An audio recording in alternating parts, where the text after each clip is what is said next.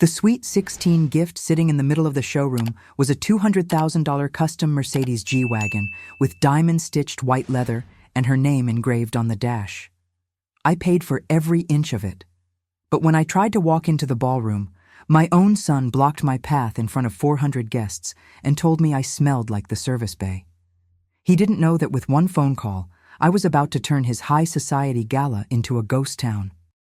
But before we get into the story, please support us by liking and subscribing right now. I also want to say hi. Leave your name, city, and the word present in the comments. I want to know where you're listening from, even in faraway places.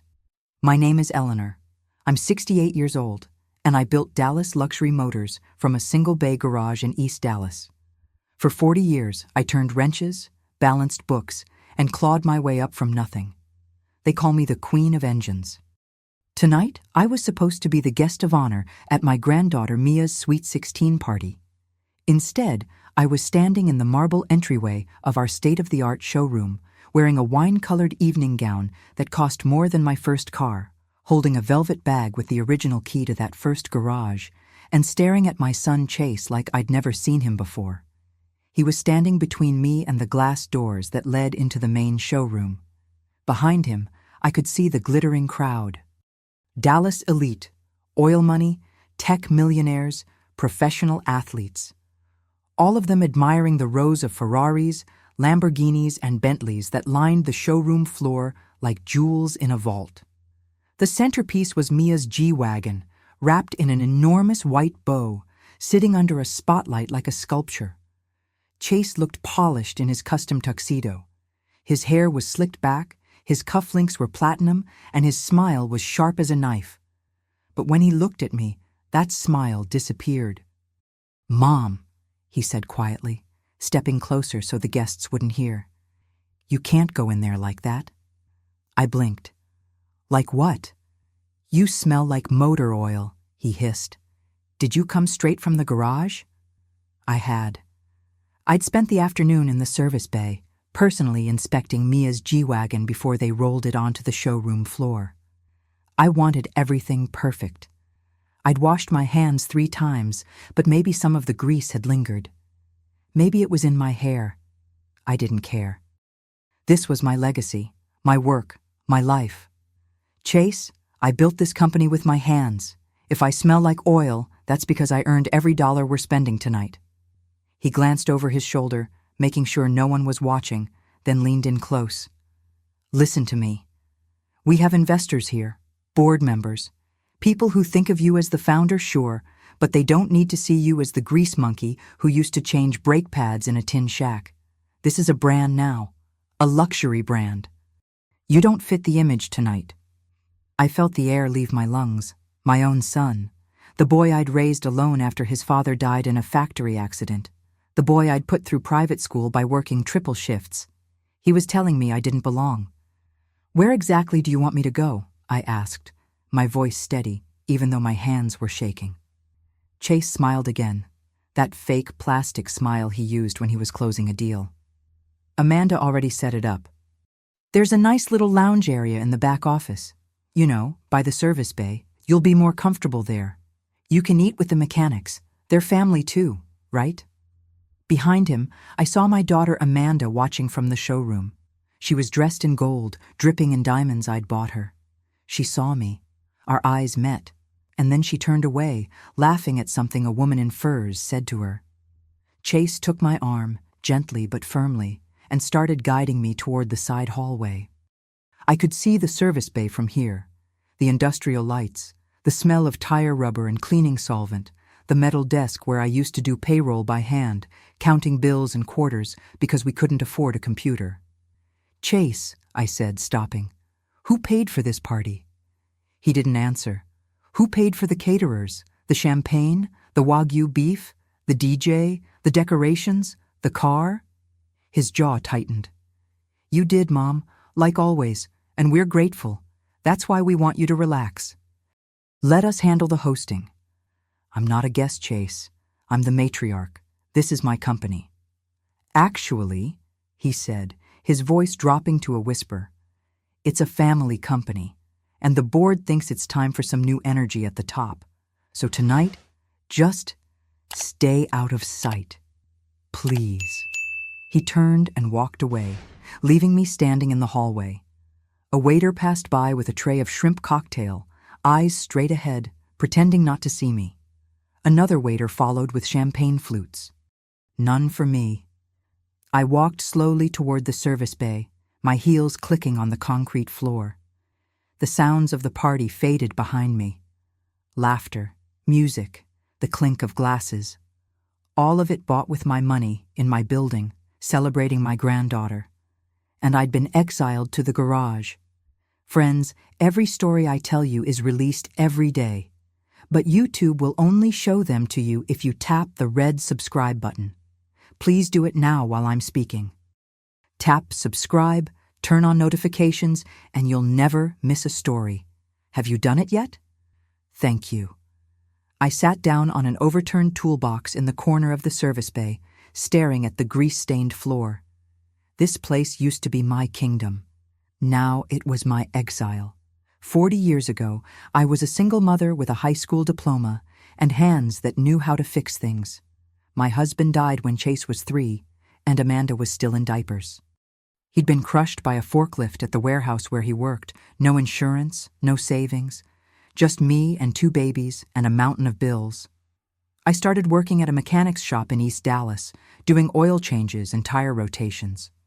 The men didn't want me there. They said a woman couldn't do the work, so I worked twice as hard. I showed up early, stayed late, learned everything. Transmissions, engines, electrical systems. I became the best diagnostic tech in the city. After 10 years, I'd saved enough to buy my own garage. 1 bay, a cracked concrete floor, a rusted lift. I called it Eleanor's Auto Repair, and I poured my life into it.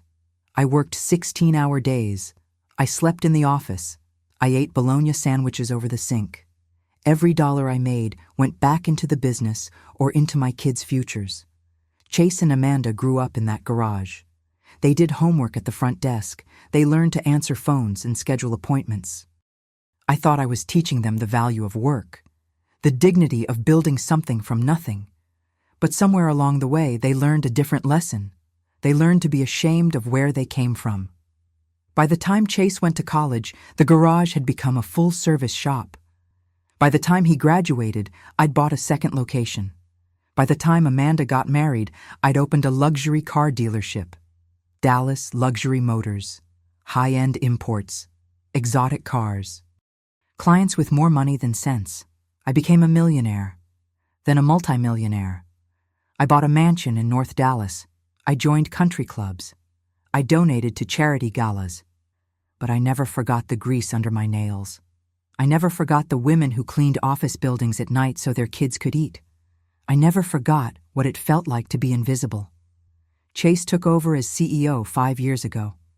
He said it was time for me to retire, to enjoy my golden years. I agreed, but only because I thought he'd respect what I'd built. He promised to honor the legacy, to treat employees like family, to keep the original garage open as a training center for young mechanics. Instead, he turned it into a country club for rich people who wanted to feel like race car drivers. He hired models to stand next to the cars. He threw parties where champagne cost more than monthly rent for half of Dallas. And he started treating me like I was a relic, an embarrassment. The old lady who didn't understand modern business. Amanda was no better. She married a hedge fund manager and became obsessed with status. She started pronouncing her name differently, with a fake accent. She got Botox and fillers and wore clothes that cost more than cars. She stopped visiting me unless she needed money. And she always needed money, but I gave it to them. I funded Chase's expansions. I bailed Amanda out when her spending got out of control. I paid for Mia's private school, her riding lessons, her trips to Europe. I told myself I was helping, that I was being a good mother and grandmother. I was wrong. Tonight, sitting on that toolbox, I realized I'd been buying their tolerance, not their love, not their respect, just their willingness to keep me around as long as I signed the checks. A mechanic walked by, a young guy named Luis who I'd personally hired 3 years ago. He saw me and stopped. Mrs. Eleanor? You okay? I looked up at him. He was wearing his work coveralls, streaked with oil. His hands were calloused. He looked worried.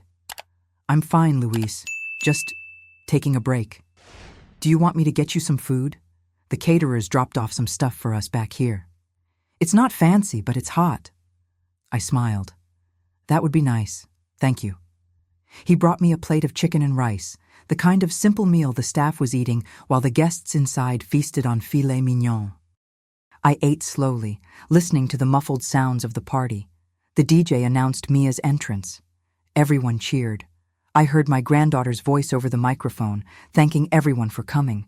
She didn't mention me, not once. I finished eating and stood up, smoothing my dress. My phone buzzed. A text from Chase. Stay put. Don't embarrass us. I stared at the message. Then I walked toward the back hallway, the one that led from the service bay to the storage area where we kept titles, contracts, and inventory records. I needed to think. I needed space. That's when I heard voices. I stopped at the corner, just out of sight. Chase was standing near a stack of tires, talking to a man I didn't recognize. The man was wearing a cheap suit and had a face like a bulldog. His voice was low and threatening. I don't care about your family party, Chase. You owe me $3 million. The bet was clear. Cowboys over Packers, you lost. Pay up or I start taking assets. Chase's voice was panicked. I told you, I'm working on it.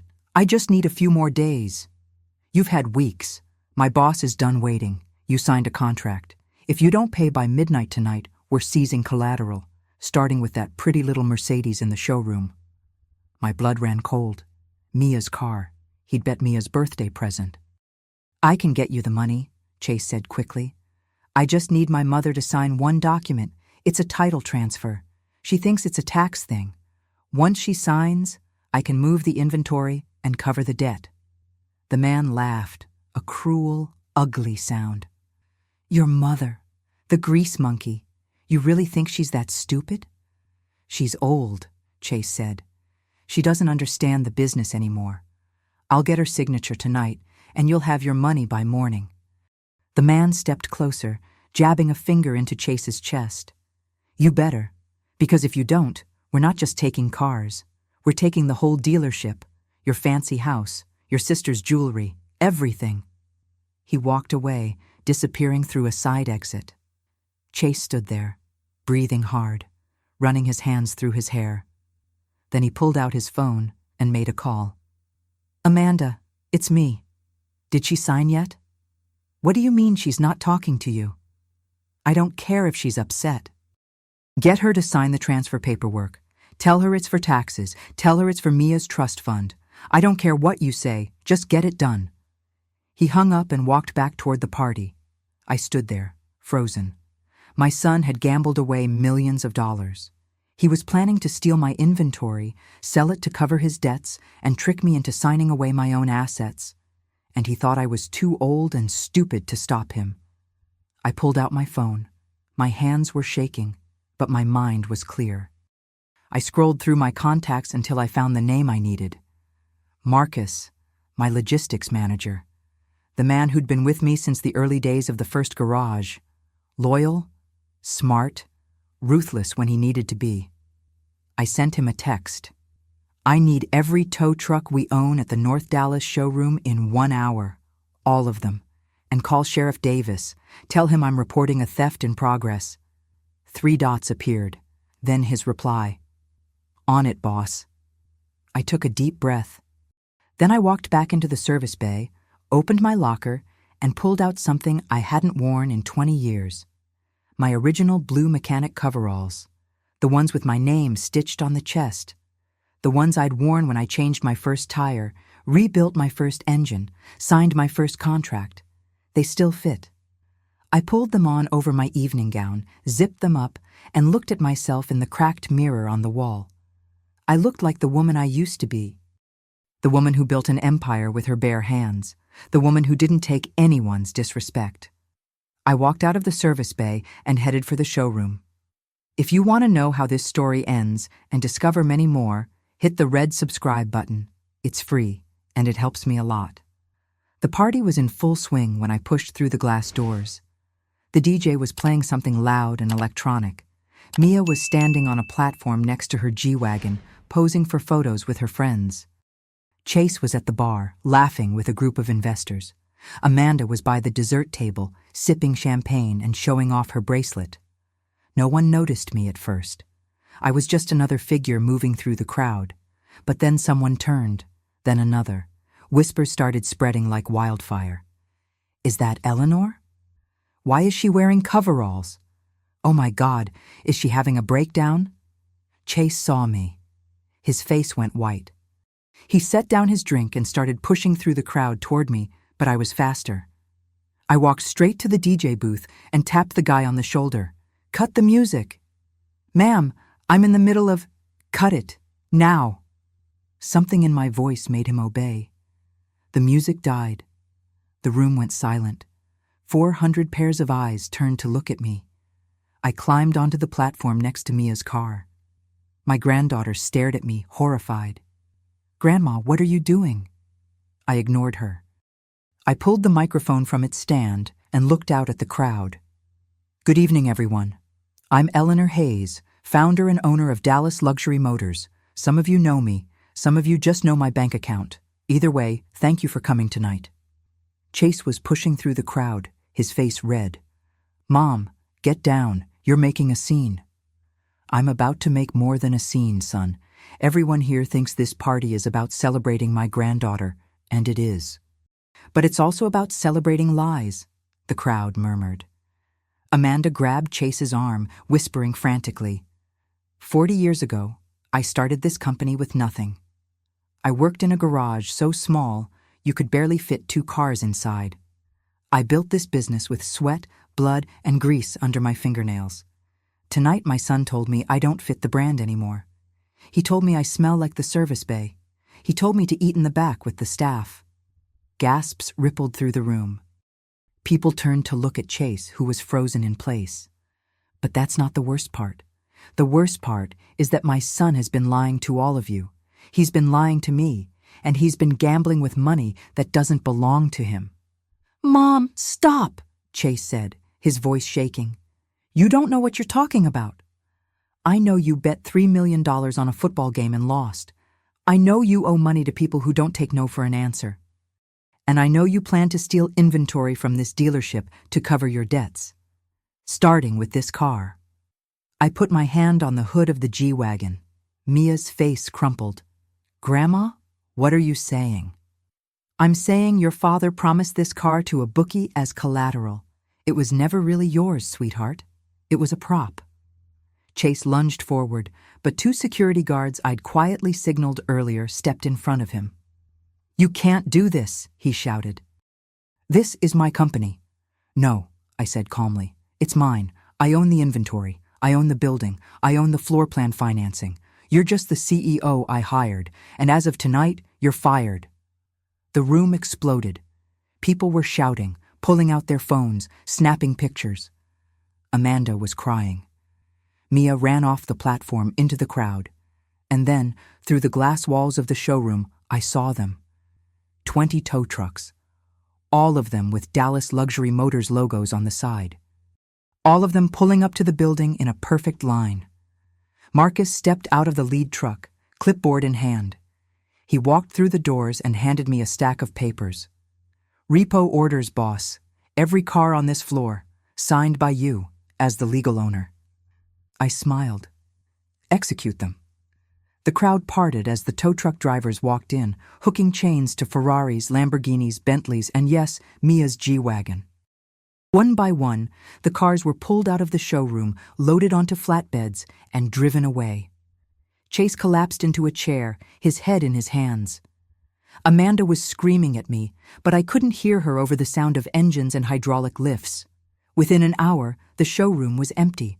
Just a giant glass box with nothing inside but broken dreams and shattered egos. The guests left in waves, some angry, some confused, most just eager to get away from the spectacle. The valets were overwhelmed. People were calling Ubers, texting drivers. anything to escape the disaster that used to be a party. I stood in the center of the empty showroom, still wearing my coveralls, still holding the microphone. Marcus walked over and handed me a bottle of water. "All units secured, boss. Cars are in the warehouse. Sheriff Davis is outside. He wants a statement." "Tell him I'll be right there." Marcus nodded and walked away. I turned to see Chase sitting on the floor, his tuxedo wrinkled, his face pale. Amanda was next to him, mascara running down her cheeks. Mia stood by the doors, staring at me like I was a stranger. I walked over to her and knelt down, even though my knees screamed in protest. "Mia, sweetheart, I'm sorry your party ended this way." She shook her head. "You ruined everything."